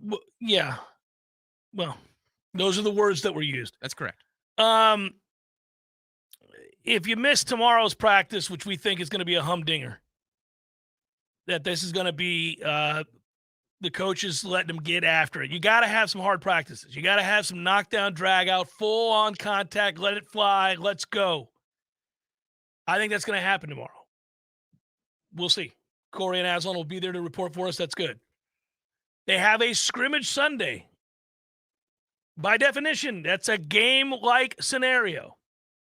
If he doesn't participate in either one of those, I think it's doubtful that he gets his starting job back before the LSU game. Yeah, you don't have a ramp up like last year. That's part of the math. But the other thing I'd say, we won't be able to see the two scrimmages. But the other thing I'd say is last year, both Robert and Dylan Gibbons didn't practice a whole lot. Well, yeah, they were managed. They were managed the but whole way. And people weren't coming for their jobs. I agree. There's a difference. There's a big difference. There's a difference, but I'm just talking about in touch and capability of playing. You don't need to do a ton to be in touch and capable of playing. I don't think it's this, you've got to go through 5 straight days of hell and 3 of which are full pads in order to be in shape to play left tackle. I just don't. They did enough holding out last year with guys who were in the starting lineup to manage their minutes and manage their reps that they could have a plan where it's a time release that Robert is ready to go against LSU. I'm not abandoning that thought just yet. I'm not abandoning it. My opinion is that if he's not going to be participating in full-on scrimmages, full contact practices, and the guys that he's having to try to come back and supplant are a hell of a lot better than those dudes who were going to have to try to replace Dylan Gibbons last year. So this is a very different discussion. My opinion is that he won't be able to win that job. I think he needs these reps. I understand why they're managing it, and I hope that they don't rush him back, especially if it means that he's going to be able to help us during the season, because he's a really good football player and he may end up starting week 3, week 4, week 5. I don't know. But what I am saying is that the guys that are out there vying for these spots are not chumps. Wes Harris is for real. He's been an awesome-looking tackle so far in camp, and I think he's been the best player out there so far in camp on the offensive line. And Jeremiah Byers has been really good. Now, we've had some thoughts about whether or not is he a guard or a tackle, or whatever, but he's been really good no matter where they put him. Yeah, agreed on all counts. And last year, just again, the circumstances are different, but they didn't think Maurice Smith was going to play against LSU. And not only did he play, he never came out the rest of the season. Now, that was out of need. Again, that was out options of need. were really limited. We didn't have another center that could snap the ball. So to your point, there is a benefit to having more tackles than just 1 or 2 on a roster. Oh, who sure. are Yeah. good. And so if he's not ready, he's not going to play. That's I mean, it's like a Yogi Berra-ism right there. If he's not ready, he's not going to play. But last year, you would have to play even if you weren't ready. Right. Another sign that we are so much further along, and that is good news. I mean, that is the thing that you see really at a lot of places on the field right now. You see, there are exceptions. We don't have a lot of options at linebacker, but I know I'm beating a dead horse on this, guys. I bring it up a lot. I don't love our situational linebacker. I don't like anyhow. I don't love it. I don't love it. That's all I'm going to say. I'm saying I don't like it. That's it. We just you gotta stay healthy there. Got to stay healthy at the linebacker spot. Here's the deal: the Nicholson kid's going to be a good football player. He's got good instincts. You can see that already. He's out there practicing his ass off. This is not knocking him. He's just not ready. He's a freshman. He's undersized. He's not nearly big enough yet. Not thick enough yet. So I don't really think you're going to get a ton of meaningful reps out of him. He shouldn't have to play. Yeah, you can want him on special teams. You know, there's plenty of – we've elevated the level of talent on special teams because now these backups can really help you in special teams because they're physical, they're talented. They just have either somebody older or slightly better than them as a starter in front of them, but they can help you on special teams big time. I don't know that there are too many teams on the schedule that you couldn't survive if you only had one healthy linebacker, you know, of those top 2. I think with these secondary bodies that we have, the defensive backs we have a lot that we of them, man. Yeah. They're larger, and you could put a Kevin Knowles down in the box opposite Shaheem Brown with not a Lundy, but a Deloach or a Bethune in the middle in that situation if the other guy is down. In running obvious situations, DJ Lundy, I think, belongs to on that field. If it's goal line, 3rd and 1, whatever, you want to put him out there. But if it's 1st and 10, and it's a standard offense that you're going against, and it's not LSU or Clemson, I think you can get by if you need to rest Deloach or rest Bethune because you've got enough guys in the secondary to mix and match. Yeah, it's going to be that defense today, even, Tom, in a pretty, banal practice, as I described it, I thought was still ball hawking, man. They continue to really be aggressive. They're downhill. Yeah. Like the game against Miami 2 years ago here, when Van Dyke looked scared and like a child in the first half before he got it together. And he did get it together. We got downhill. You think about some of the interceptions we made, breaks on the ball. Akeem Dent was a monster that day. Amari Cooper had a pick. But there were a few other pass deflections or batted down passes where you just see that there's a vertical movement and it's getting down towards the ball. Wasn't a whole lot of that last year. Seeing a lot again of that in this fall camp. I want to do one thing here because I think, Ryan, are you in the chat? I haven't been looking at the chat, but if he is, Oh, you're going to say Jerryon Jones? He's been good. He's been good. Jerryon Jones has been good, and he's been a leader. He's talked to these kids. He's mature. He's played well. He looked good again. And man, Jerryon Jones is going to help this team this year. He just is. Got a lot of dudes at that position that can. I'm not trying to besmirch Jerryon. I know Ryan's all too quick to do that himself in the chat. But you've got a lot of options there. And they look like they know what the hell they're doing, which is great. Lamar, I don't get 2013 vibes about them just yet. I think they're a good football team that has a real opportunity to maybe make the college playoff. 2013, the second the Jameis question was answered, we knew he was good, right? We knew he could be really good. And Jimbo and I were talking all the time leading up to the 2013 start. I interviewed him at least once a week, sometimes more, talked to him all the time. And he used to tell me in private this kid's really something special. And he did not gush over players. He did not gush over guys that he'd coached that had gone on and been drafted in the first round. He would always point out their strengths and weaknesses and everything in between. And when he talked about Jameis the way that he did, we did get a sense that he could be truly special. And we saw him in the spring game on his first pass to a walk-on as a touchdown and all that stuff, right? But I took more seriously what he was telling me because we didn't have the kind of access to practice that we have now. So when he would say to me, just talking off the record, which, we're past the, limit of the statute of limitations or whatever, I could say these things now. He'd say, oh man, you should have seen the throw Jameis made today. Or, holy moly, today he broke down film the way a senior would. He would talk about these things. I kind of thought, okay, here we go. And it was the round of golf that we played, Lawrence Dawsey. Lawrence Dawsey. Yeah, we played the charity golf tournament with Lawrence Dawsey. Me and Tom did. And Dawsey said, yeah, because I just asked some question about Jameis Winston being all that he's talked about being. And he said, yeah, in practice, but we don't really know until the lights come on in a game. You'll never really know until the bullets are live, is what I think he said. Yeah. And he's like, yeah, he makes all the throws. He knows the offense. He's awesome. He's had days where he just kills this defense, and we've got some dudes on this defense, but we won't know until we play Pitt. So when I walked into that stadium with my dad, and I've told this story, we walked in a deluge over from the damn hotel in through the park to the stadium, and it poured. And we get in, we sit down, and we're on the 50-yard line surrounded by Pitt fans, which was great. And there we are, drenched, and that perfect moment, that first quarter, that of him being awesome, just like every throw, you went, oh my God, this feels different, looks different. Well, yeah, we walked out of that stadium thinking they could win the national championship. They're loaded everywhere else. They're loaded everywhere else. As it turned out, really loaded. Those guys all got drafted. I wouldn't say that about this team. I would say this team's offense is going to be elite. This team's offense is going to be elite. They have got weapons. I think that there's a real good chance Mike Norvell is toying with people in some of these games this year. Mike calls a really good game, and he and Alex Atkins game plan exceptionally well. Now you're giving him real tools. You've got a confident star quarterback who's accepted the role and probably more comfortable in his skin than he's ever been, who's accomplished something now and knows he's the guy, not having to look over his shoulder in any way, got through a season healthy, etc.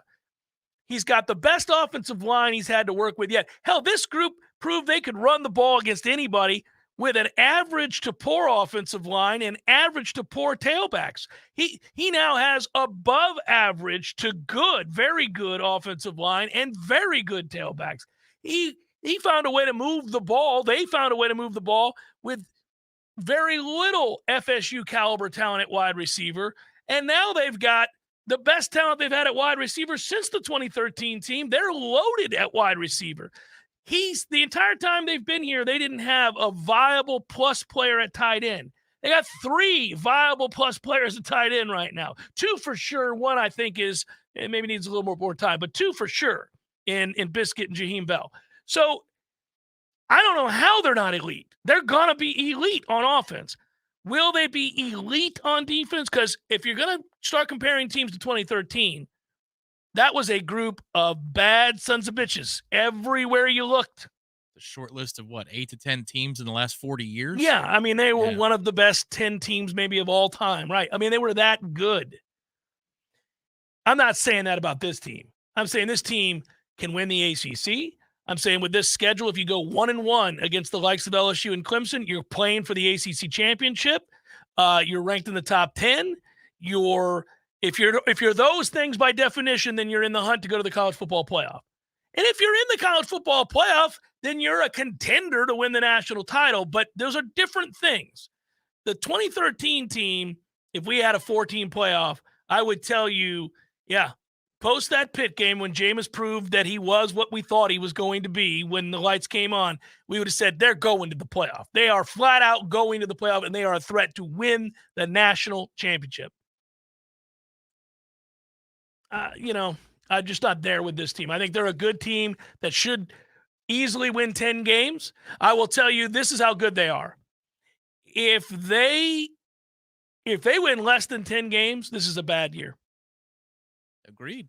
Yeah. If they go 9-3, they did not do what they were supposed to do. Now, that is always with the caveat, barring injury. Yeah, correct. But we had that discussion about successful season and what determines a successful season. I think it's at minimum 10 wins, at minimum. Yeah, I think and you probably need to go to the ACC championship game with those 10 wins. Because if you go 10-2 and you don't go to the ACC title game with no divisions, that's a tough Well, deal. it probably means that something crazy like Louisville win 11-1 and somehow Louisville, North Carolina, yeah, NC State with a 9, Brennan Armstrong, and they brought that Virginia offense over and they put something together. But still, that would be disappointing. And man, you've got a lot of pieces. You just went through all of the things that can be done, all of the things this team can do. He's going to toy with people. I mean, there are going to be games this year where you're walking at another defensive coordinator thinking, man, he doesn't have the horses. What would you try to stop? It's a fun game to play. We play it all the time. We ask each other, what would you do if you were, in this case, let's say, Florida. What would you do if you were Florida? What would you do if you were Pitt? What would you do if you were one of these teams that just doesn't really match up? How would you play Florida State? Meaning you're the defensive coordinator against this offense, a healthy version of this offense. What would you try to take away? You're screwed. The answer is easy to me. You try to maximize the amount of plays it takes for them to score. More things can happen. You create more opportunities for variance. Somebody slips, a tip ball, a fumble. I don't want to die quickly. I want 12 to 15 play drives. And if we can do it, if we can make that work, I want Jordan Travis to have to be disciplined to make 7 to 10 throws on those drives. If we can stop the run a little bit, if we can't, because we're playing back, all right, fine. But I cannot afford to give them the ball more times. The fewer the possessions they have, the fewer points they can put on that board. And anytime that there's a double digit next to their drive chart, that's a good thing for me. I want a punt, I want a turnover, but if it's 10 plays, 12 plays, that's a win. That's a win because we got to keep them on the field for as long as possible in each possession. Yeah, it's because you're assuming they're going to score. This is not an easy thing. You're assuming they're going to score. I need them to have fewer chances to score. Yeah. So, last year, when we talked about the season, we thought that you got a 8-4, 8-4, 9-3. We're kind of projecting. You ended up projecting the higher number. Yeah, 10. You thought they'd be better. But I thought 9-3 was the good middle. Yeah. Yeah. Like 9-3 was successful last year. No doubt 9-3 would have been successful last year. Yeah, so, we go back through, but then they ended up winning 10 games, and they proved it on the field that the program was moving in the right direction. Everything was pointed northward, and that's why you come into this season now having added more weapons and returning the roster retention that we reference so frequently is the other reason to be excited. There's tangible reasons beyond hope. Would you change your mind about their viability for the national championship if they dominate the trenches this year against LSU the same way they did last year? They controlled the game, I thought, last year. Oh, I thought they controlled the game too last year. If they do that again with LSU fortifying their ranks, so to speak, is that enough, or you need to see it again against Clemson? Yeah, well, one thing's true, though, and I have said this, and I brought this up before. Because I think Florida State is a college football playoff contender, then I know enough to say that if you believe that, then you believe that they're capable of maybe winning a national championship. There's a difference between saying, yeah, they might be capable in a one-off, playing the game of their life with Jordan Travis being truly special, of winning a game against a team that I might say is better than them. Yeah, I agree. That's possible. That's all you want. You want we saw TCU a year ago, sure. But we also saw the humbling when they had to face a team that was just bigger, stronger, deeper, faster, all those things than Florida State. Than TCU. And I would think that Georgia is that right now, and maybe some others, maybe Alabama, maybe Ohio State, I don't know.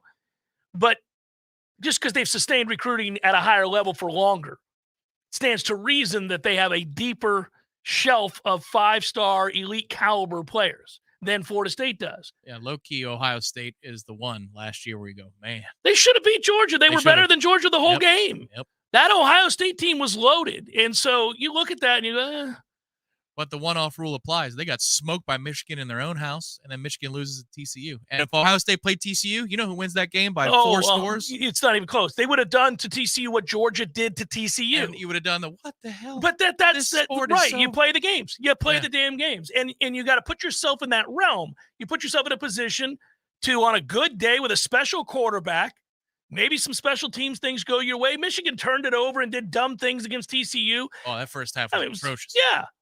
It was just a calamity of errors.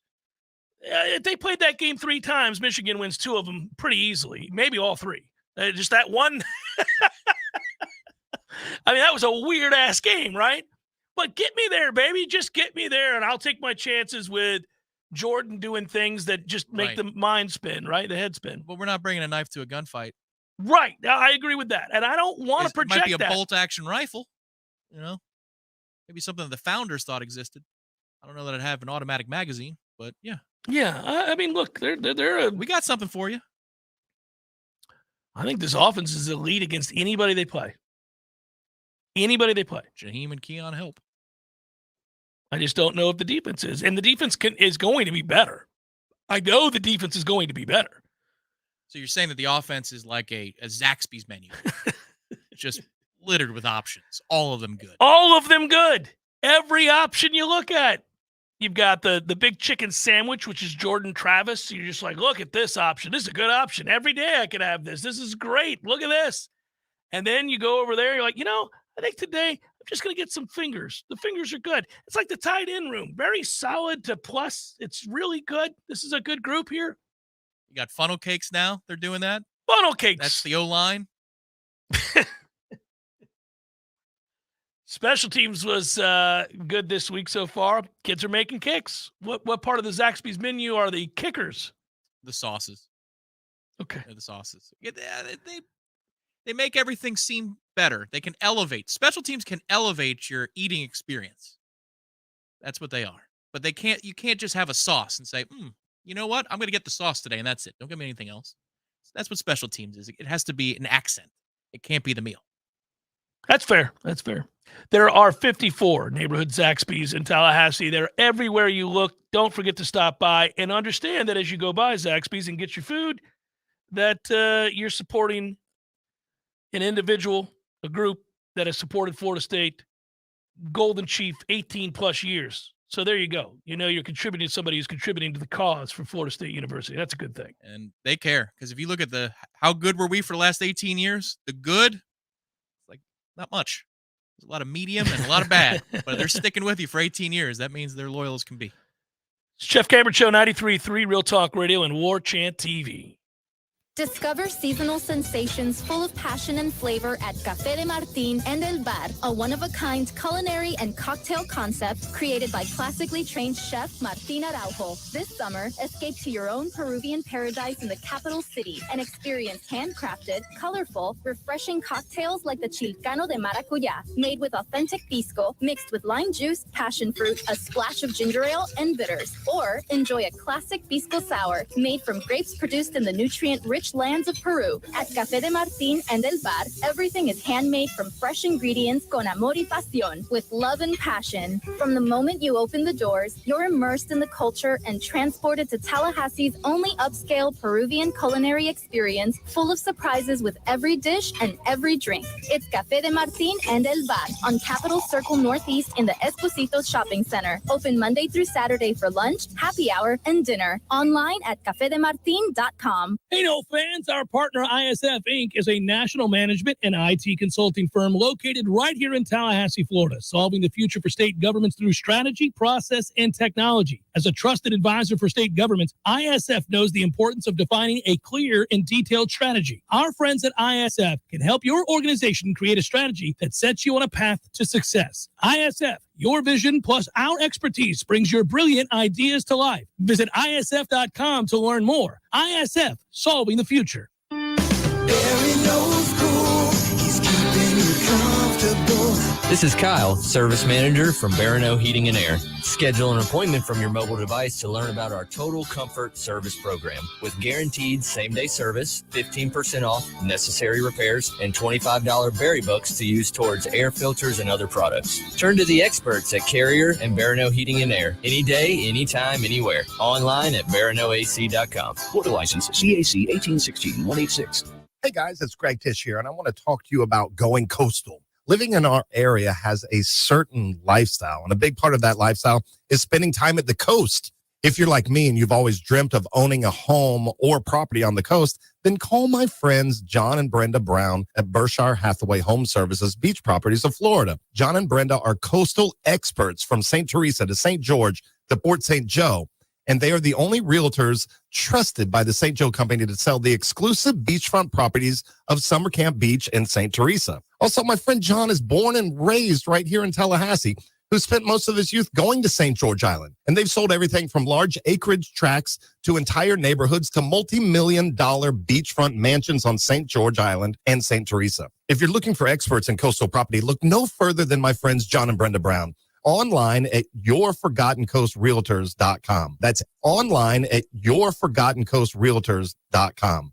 Someone who thought texting was a better idea than stopping for a traffic light slams into your rear bumper. Now your back is injured and you've got to be at work and rehab, all without a car. I'm Jimmy Fasig at Fasig Brooks. We hear stories like this every day. You shouldn't pay for someone else's mistake. Call us at 850-777-7777 and we'll make sure you come back stronger. We all want more energy, more strength, more results. Well, welcome to Orange Theory Fitness as you take a step towards feeling more alive today. Backed by science, Orange Theory's heart rate monitored workout is scientifically designed to keep heart rates in a target zone, spiking metabolism and increasing energy. Orange Theory Fitness is a one-of-a-kind group personal training workout resulting in more energy, visible toning, and extra calorie burn for up to 36 hours. Experience a more vibrant life today with Orange Theory Fitness. To find out more, go to orangetheoryfitness.com. Welcome back to the Jeff Cameron Show, sponsored by Legendary Home Loans, a mortgage experience designed around speed, simplicity, and customer service. Before you buy your next home, contact our friend Shannon Young with Legendary Home Loans. Visit FSUHomeLoans.com. FSUHomeLoans.com.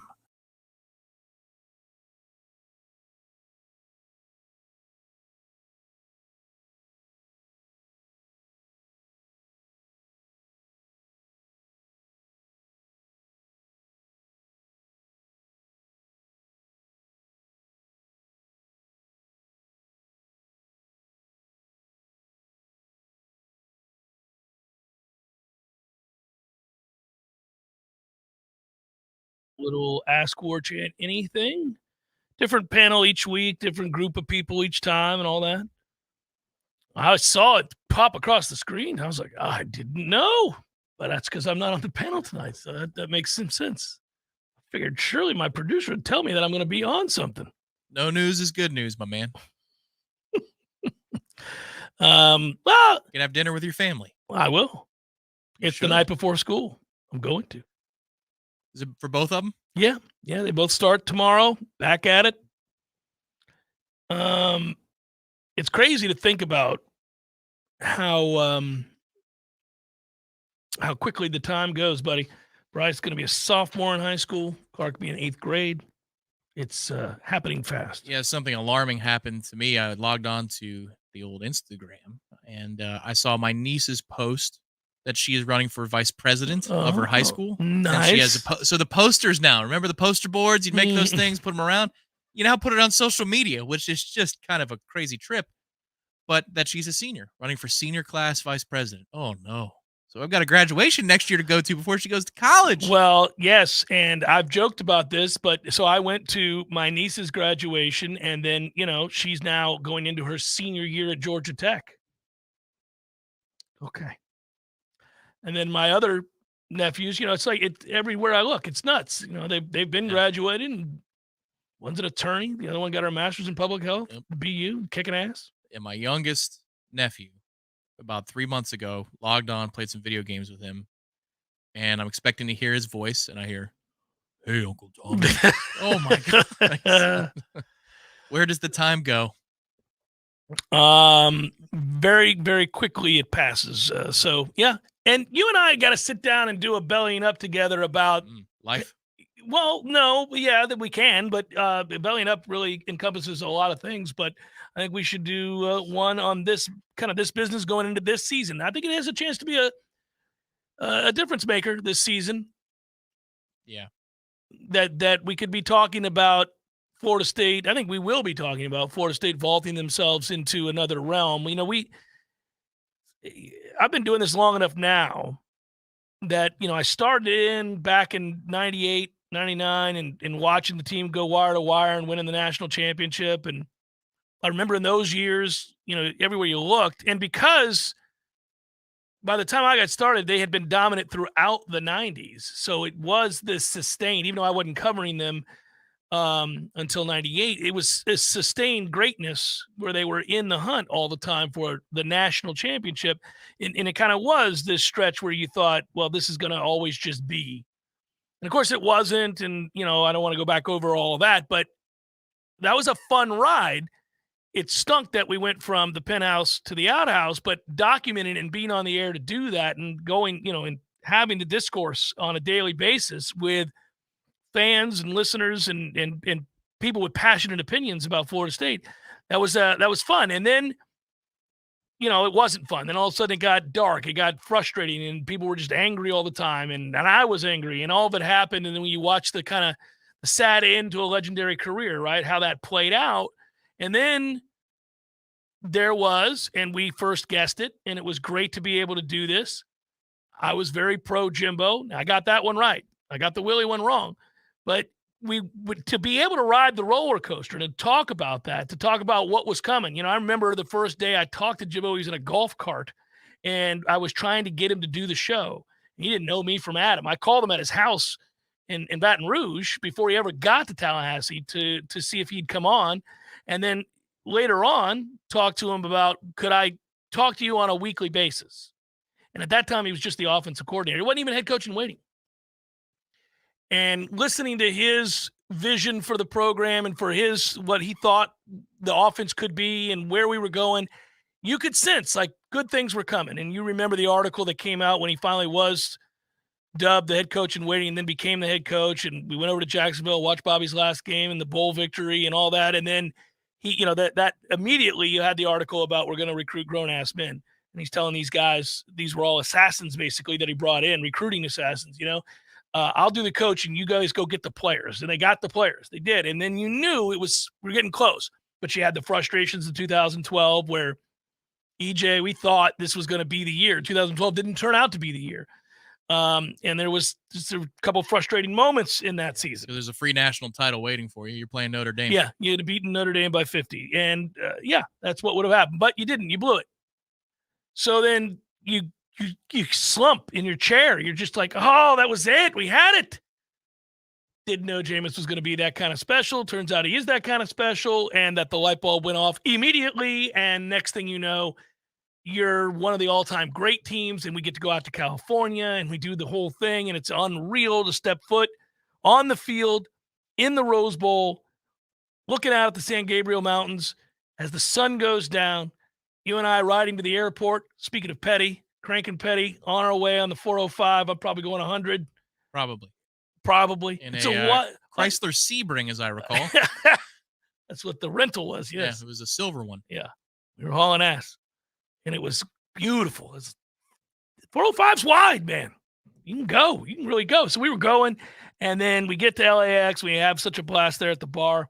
And then we make our way back. And then we're gearing up for a defense of the national title and the 29 straight wins, as it turns out, and documenting all of that. And then we couldn't have known what lay in wait for us with the off-the-field stuff and crazy Sports Center and going on ESPN on a regular basis and waking up, once a week and going on Mike and Mike and doing all that stuff, which was nuts. And then all that plays out. Okay, so then the ebbs and flows. And eventually I say to you before the Louisville game, I don't like where this is headed. I don't like what I'm perceiving to be a loss of control and a locker room that seems off kilter and sort of just getting the pulse on Jimbo Fisher where he seems hollow. Everything felt like it was suddenly broken. And we go from the highest of highs to now I'm saying to you, we're in trouble. This is going to end. We're in trouble. And we said, I eventually said on the air, predicted we'd get blown out by Louisville. And we got blown out by Louisville. We had a watch party at Corner Pocket, and that was one of the most uncomfortable watch parties ever. That was more uncomfortable than 12 NC State on the road when you lose slow torture up 16-0. Because every time you look up, Louisville scores. They could have scored it. It could have scored 100 that day. I maintain they could have scored 100 that day because Florida State was quitting. And they had a special quarterback in Lamar, and the whole thing, they just could do whatever they wanted. And so you're there for the beginning of the end. You're watching that. The plane is crashing to the side of the mountain. And you know it. You're like, you're not coming back from that. And then you have these weird moments. You have the BC game where they're completely, they don't care to be there. They're not trying at all. You're getting blown out by Boston College. And guys are on the sideline laughing.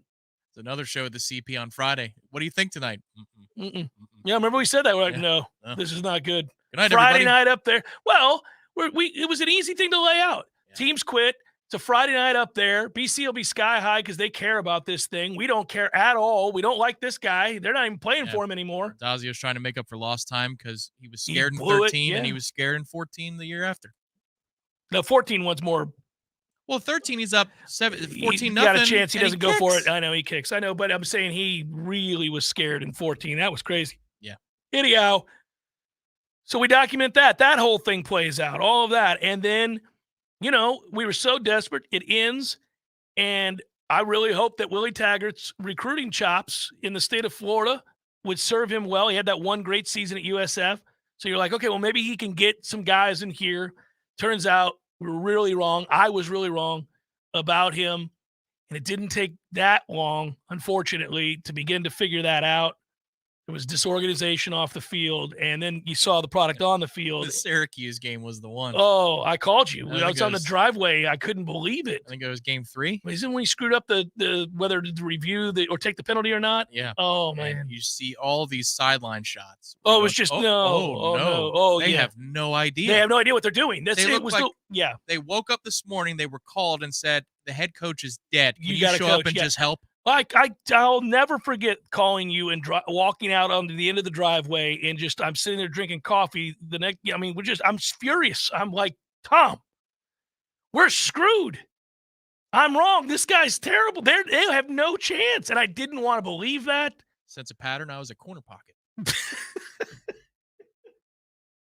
I was out the side exit because it was loud. We were talking loud. Yeah. And I didn't want anybody else. Well, and we were taking notes. Like we were comparing notes. Yep. I was like, Tom, this is the clock management. Oh, clock management, not knowing to take the penalty or not take the penalty. There's the special teams, all of it. We were like, this is what I'm getting mad thinking about it. I'm getting mad thinking about it. And now you got to wait it out. Now you're like, oh man, I'll never forget. Babani Jones called me and I'm talking to him and spirited conversation between the two of us, and it was funny. It was funny. I wish I had recorded that conversation, and we would go on to text back and forth for that entire time. It was great, but it got tougher and tougher. It got tougher and tougher, and it was because of the off the field stuff. It was the off the field stuff that made it tougher and tougher and tougher. And then where we're at now, right? You just didn't know. And there's hydration in there. Don't forget the hydration. But then you end up. You got a guy that everybody in the industry, when it became apparent that Norvell was going to get hired, would call us and be like, hey, we have some folks in the TV industry that were like, I've done some of Memphis's games. This guy's buttoned up. He's a good coach. Now we'll see if he can recruit Florida. It's going to be a big deal. Everybody's right to be concerned about that. But in terms of his players playing hard and understanding the game and having a game plan, you're going to be all right. You're going to be okay there. I remember thinking, okay, all right, well, that's good to hear. That's different. We're ready for that. He doesn't get surprised or out schemed. That was the quote, right? Yeah. Mm-hmm. May not be good enough, and Lord knows we weren't. And then you're going through what everybody went through with COVID and not being able to recruit and all that. But it culminates with last season and now the huge expectations this year and where we sit on the precipice of something very interesting, which is that Florida State's about to once again vault themselves into the larger conversation of being a perennial power. That's what's at stake here. That's what you think this season's about. Last year was about getting over the hump and having a winning season so that your philosophy could be allowed to blossom. I said last year they had to get out and win 7-8 games to give themselves a chance to have all of the stuff they've planted grow into something. Like they've been very consistent in practice, very consistent with the way they operate and work, very consistent with the messaging to the players, very consistent. But if they had lost, they were never going to get to see the fruits of their labor. It was going to be too much weight to overcome. But alas, they did win. And now we have this conversation. Jeff Cameron Show, 93.3 Real Talk Radio, Warchant TV.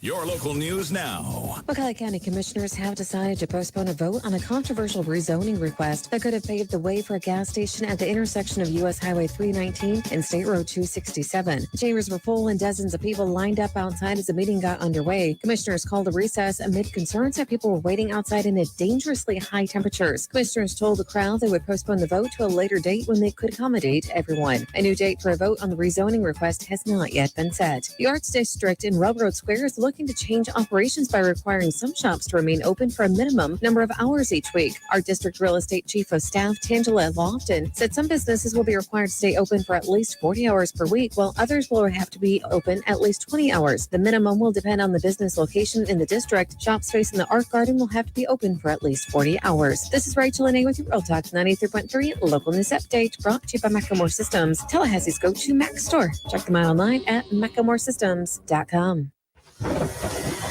This is meteorologist Paul Trombley with your Real Talk 93.3 weather update. An excessive heat warning continues until 8 p.m. tonight. A heat advisory begins at 2 p.m. tomorrow afternoon and continues until 8 p.m. tomorrow night. Mainly cloudy this afternoon with a chance for scattered storms. High of 96, southwesterly winds 8 to 15 miles per hour. 78 tonight, chance for scattered thunderstorms. This report is brought to you by The Lawn Johns. For all your landscaping and lawn care needs, visit thelawnjohns.com. Right now, 96.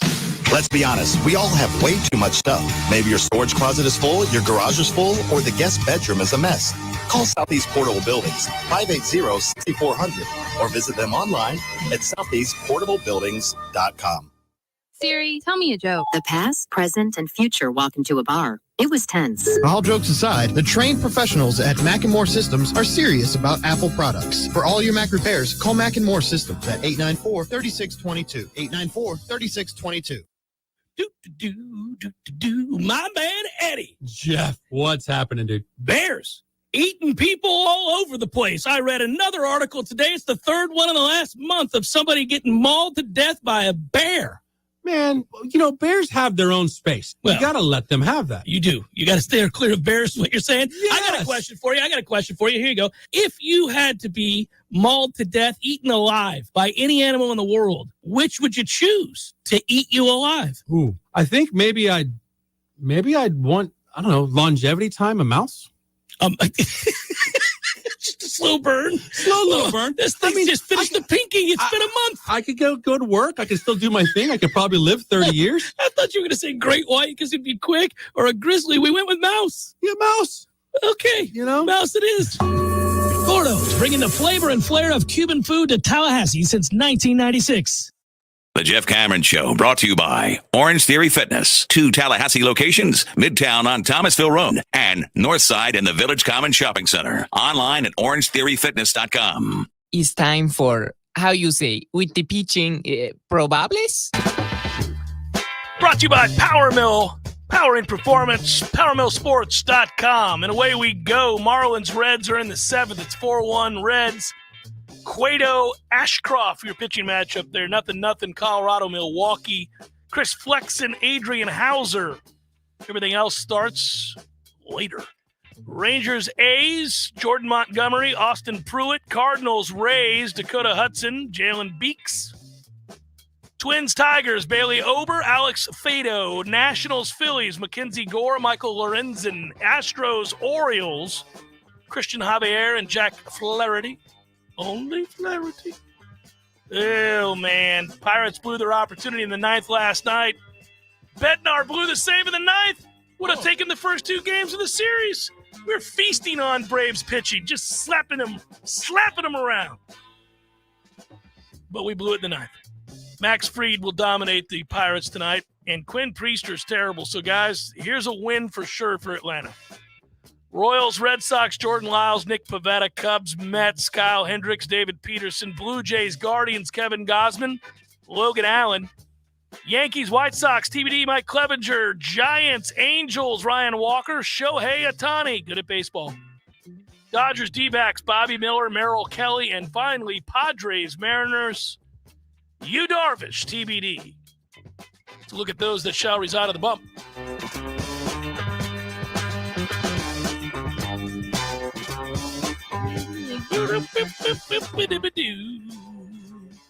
Yeah, I watched that last night, Tom. Right up to the bitter end, seeing my man out there ready to roll and gets the first out in the ninth on the first pitch. I'm like, here we go. We're going to take the first two of a 4-game set, guaranteed 500 against the Braves. I'll take it.